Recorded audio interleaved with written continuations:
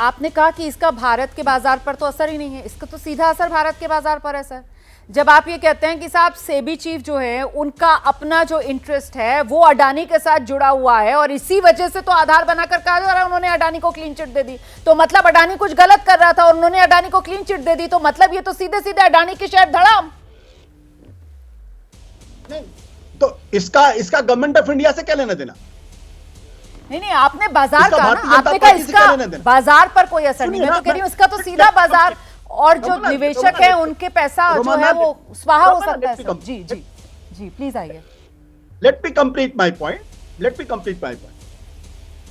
मैं ये कह रहा हूं कि असली मुद्दा क्या जिस पर आज हम बहस कर रहे हैं, असली मुद्दा तो ये है कि जो सेबी की चीफ है उनका कॉन्फ्लिक्ट ऑफ इंटरेस्ट है या नहीं है। बेसिक सवाल ये है। इसका जॉर्ज सोरोस से कोई लेना देना नहीं, इसका हिंडनबर्ग से कोई लेना देना नहीं। इसका सिंपल सा सवाल ये कि एक रिपोर्ट आई जिसने कहा है कि हिंडनबर्ग की रिपोर्ट कि सेबी चीफ का कॉन्फ्लिक्ट ऑफ इंटरेस्ट है, अडानी में उन्होंने पैसा लगाया, स्टेक होल्डर्स हैं और अब वो जांच कर रही।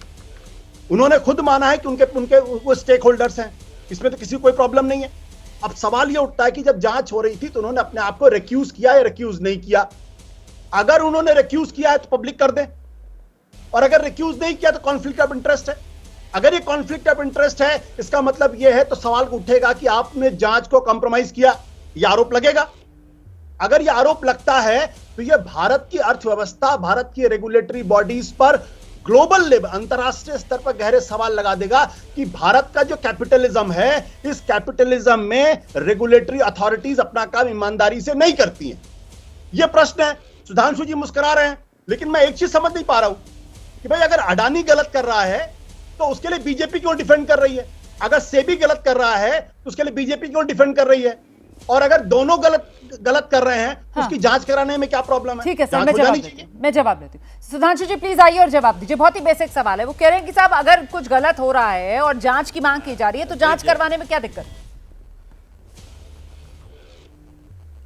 देखिए, मुझे आशुतोष जी की बात सुन के बड़ी हैरानी हुई। पहले उन्होंने कहा भारत की अर्थव्यवस्था से क्या लेना देना, और आखिरी सेंटेंस में कहा कि जो भारत का रेगुलेटर है वो इसी के ऊपर संदेह उत्पन्न हो गया तो भारत की अर्थव्यवस्था कोई प्रभाव नहीं पड़ेगा। गजब का तर्क देते हैं आप लोग भाई। और सुरेंद्र राजपूत जी और प्रदीप भाटी जी, और मुझे आश्चर्य हुआ आशुतोष जी जैसा प्रबुद्ध व्यक्ति वो फोर्स के बारे में कह रहा, वो कोई फॉरेन के किसी रेडियो की वजह से जांच हुई थी। अरे महोदय, क्या बचकानी बात करते हैं। राजीव गांधी सरकार की फाइनेंस मिनिस्ट्री ने एक एजेंसी हायर की थी, फेयरफैक्स, जिसने बोफोर्स के घोटाले की जान दिया था, और राजीव गांधी के फाइनेंस मिनिस्टर विश्वनाथ प्रताप सिंह ने उठाया था, जो बाद में जाके मुख्यमंत्री बने। बचकानेपन की, हैरानी की बात की हद है कि फाइनेंस मिनिस्टर खुद आके कह रहा है कि सरकार में घोटाला हुआ। वो कह रहे वो एक बाहर छपी थी इसलिए। और आज भी मैं ये बात कहना चाहता हूं, और मेरी बात देखिए, परेशान ना होइए सर, अभी और भी फैक्ट्स आ रहे हैं, परेशान ना होइए आशुतोष जी।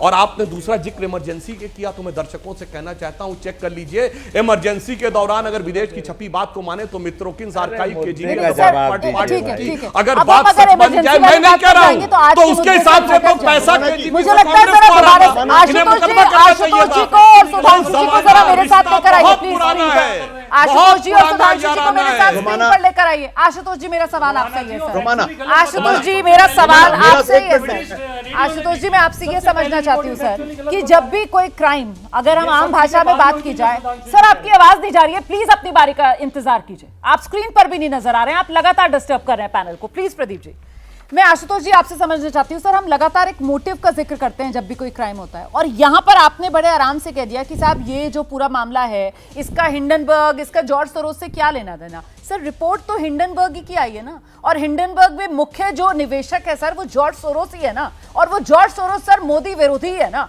तो यहाँ तो सीधे सीधे फिर ये मोटिव क्यों ना माना जाए कि ये सारा का सारा खेल सिर्फ बीजेपी सरकार पर निशाना साधना है सर।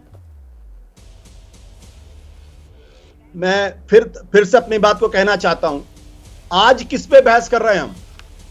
आज इस पे बहस कर रहे हैं कि सेबी की चीफ के ऊपर यह आरोप लगा है अर्थव्यवस्था पे कि आप उस मामले की जांच कर रही हैं जिसमें आपने खुद पैसा लगाया। ये खुलासा तो हिंडनबर्ग रिपोर्ट ने किया ना। Romana let me complete. Sudhanshu Trivedi ji इस बात का जवाब नहीं दे रहे हैं क्या सेबी की चीफ ने अपने आप को रिक्यूज किया है, रिक्यूज, सिर्फ इतनी सी बात है। वो तो उन्होंने दूसरे क्या? पॉइंट पे ही और बता दिया उन्होंने था खुद कि माना, उन्होंने उनके जितने उन पर आरोप लगे उन सबको खारिज कर दिया है। सुधांशु जी प्लीज आइए, जो सवाल यहाँ पर नहीं, बिल्कुल आशुतोष नहीं। जी पूछ नो, रहे हैं, नो। ठीक है मैं जवाब लेती हूँ। आशुतोष जी के सवाल का जवाब देना। नो रमाना जी, मैं फिर दोहरा देता हूं। सुधांशु जी को इस सवाल का जवाब देना चाहिए कि क्या सेबी चीफ ने इन्वेस्टिगेशन के दौरान अपने आप को रिक्यूज किया है, रिक्यूज नहीं किया, इतना सा प्रश्न है बस। इसके अलावा आप मित्रोखिनोकरण मत जाइए, सुधांशु सिर्फ जी इसका आइए, जवाब दीजिए। सुधांशु जी आइए।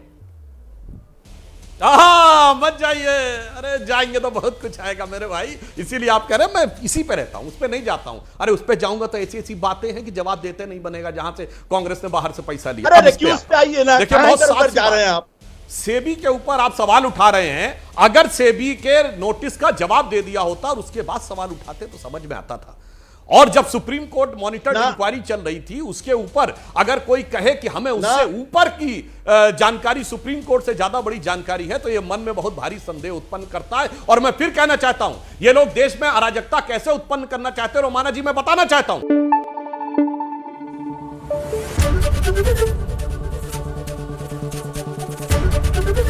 एबीपी न्यूज आपको रखे आगे।